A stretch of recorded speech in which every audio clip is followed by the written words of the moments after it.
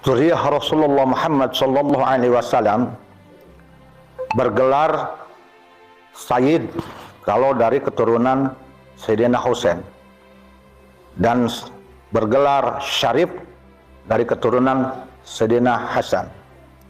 Perempuannya dari keturunan Sayyidina Husain Sayyidah, perempuannya dari keturunan Sayyidina Hasan Syarifah.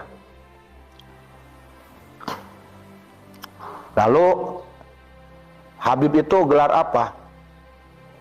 Habib itu bisa menjadi gelar tradisi Bani Alawiyin, bisa jadi. Itu harus ditanyakan kepada mereka. Tapi kalau Habib menurut lugat secara bahasa, yaitu orang yang dicintai, ya, dan orang yang mencintai.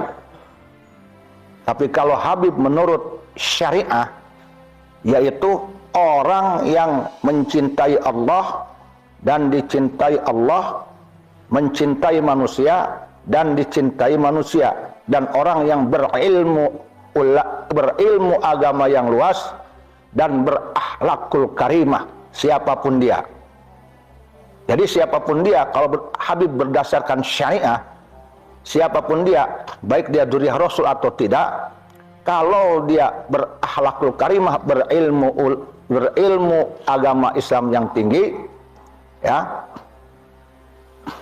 takwa, dan dicintai Allah, dicintai manusia dan mencintai manusia, maka itu pantas disebut Habib. Nah, bagaimana jika ada orang yang dzurriyyah Rasulullah, ya, tapi tidak dicintai Allah karena akhlaknya buruk, dan tidak dicintai manusia karena akhlaknya buruk? Mencintai Allah pun tidak, mencintai manusia pun tidak. Apakah pantas disebut Habib? Tidak pantas. Tapi boleh dia disebut Habib kalau Habib itu gelar bagi marga mereka, menjadi gelar keluarga. Silakan aja, ya. Jadi itu harus jelas. Lalu apakah itu seorang Habib, siapapun dia, yang bodoh sekalipun, yang tidak berakhlak sekalipun, harus dimuliakan? Tidak. Tidak. Ya. Kalau seorang Habib tidak berakhlak, maka dalam salah satu hadis, ya, dalam kitab Futhul Ghaib, itu ditolak oleh Rasulullah, tidak diaku. Rasulullah mengakui, hum nasabi, mereka itu betul keturunanku, falaisa minni, tapi dia bukan bagian dariku. Nah, karena sesungguhnya dzurriyyatku itu attaqiyun, orang yang takwa. Jadi ada banyak Habib yang tidak diaku oleh Rasul karena akhlaknya buruk, karena menimbulkan mudarat. Nah, bahkan dalam salah satu hadis disebutkan Rasulullah pernah berdoa, yaitu kepada Allah Ta'ala, ya Allah, aku tidak menghalalkan mereka, artinya ahli baitku, yang merusak tatanan yang sudah ditata olehmu. Nah, tidak menghalalkan Rasulullah, karena sesungguhnya dzurriyyat Nabi Muhammad itu takwa. Jadi kita harus punya batasan ketika akan memuliakan dzurriyyah Rasul. Muliakan ketika dzurriyyah tersebut bertakwa, tapi silahkan ditegur, dikritik ketika melakukan kemudaratan. Ya, apakah ada dzurriyyah Rasulullah Muhammad sallallahu alaihi wasallam selain Habib? Banyak. Karena pada asalnya gelar dzurriyyah Rasul itu bukan Habib, tapi Sayyid dan Syarif.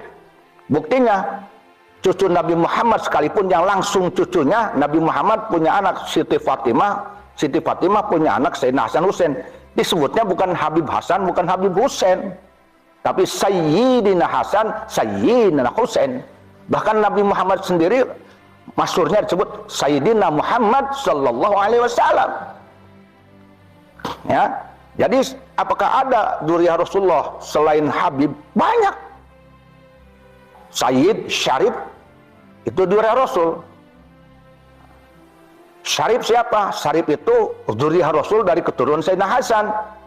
Syarif. Mereka tidak disebut Habib. Tidak. Ya, karena gelar Habib mah kalau tidak salah lazim hanya dipakai oleh Bani Alawi. Bani Alawin dari Yaman. Itu pun dari keturunan konon katanya Alwi bin Ubaidillah. Itu keturunan itu yang memakai gelar Habib. Tapi keturunan Sayyidina Al-Muhajir yang lain itu tidak panggil Habib.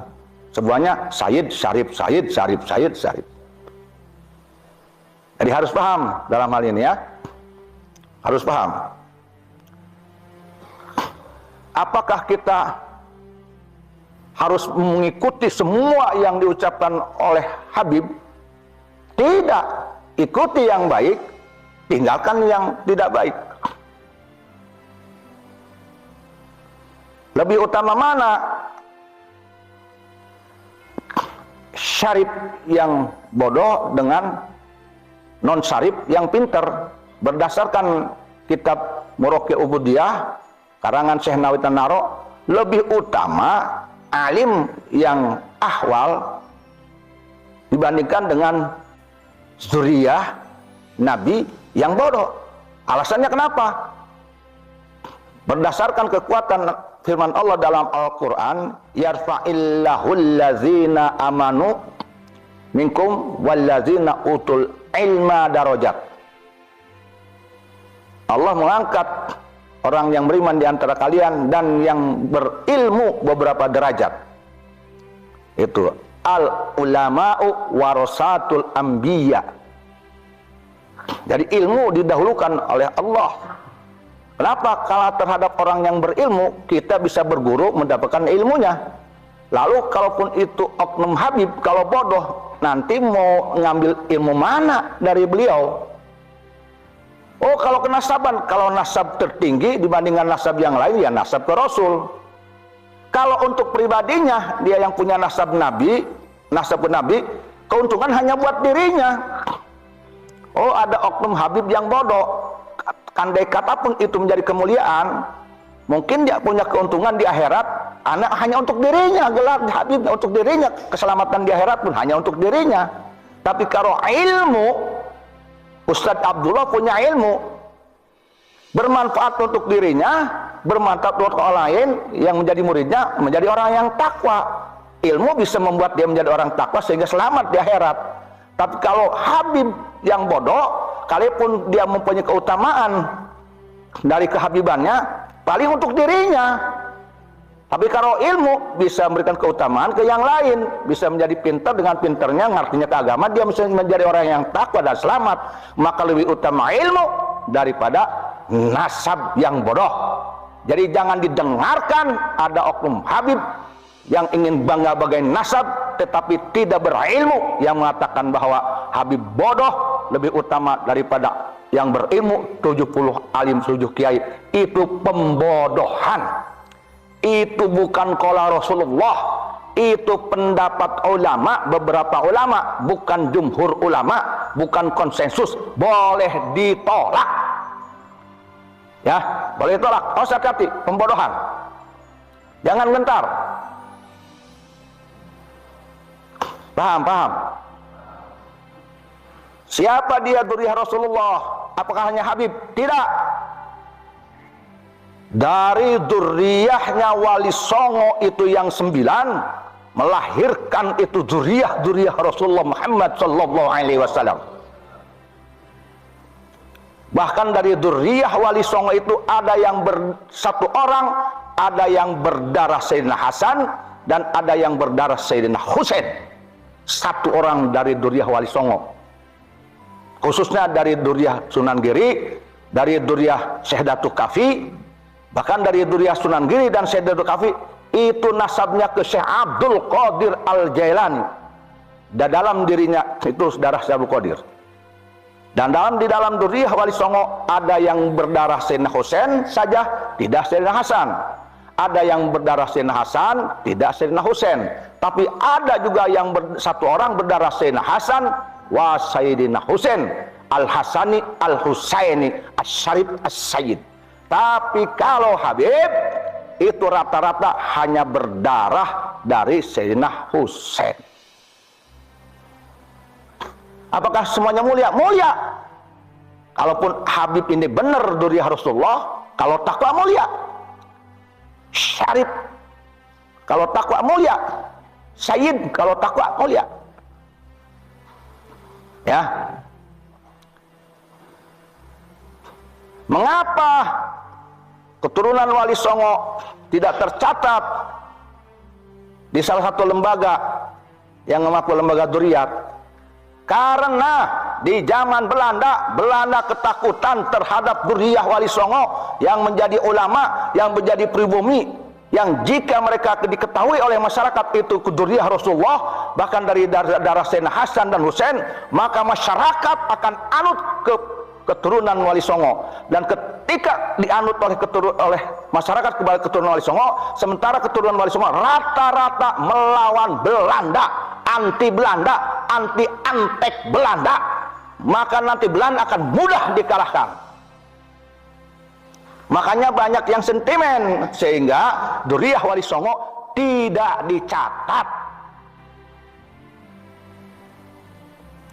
Itu siasat Belanda untuk memadamkan pemberontakan melawan Belanda oleh pribumi, oleh anak-anak keturunan Wali Songo. Bahkan keturunan Wali Songo itu lebih utama menurut saya, karena bukan hanya dia banyak berdarah Nabi Muhammad dari Sayyidina Hasan Husain, tetapi dia darah raja, darah bangsawan, darah pejuang. Catat itu. Dan tidak ada keturunan Wali Songo yang pengkhianat negara Republik Indonesia semenjak zaman Belanda. Insya Allah sampai sekarang. Paham? Catat. Buka sejarah. Tidak ada sejarahnya keturunan Wali Songo menjadi antek Belanda, pengkhianat negara, bahkan sampai sekarang. Catat.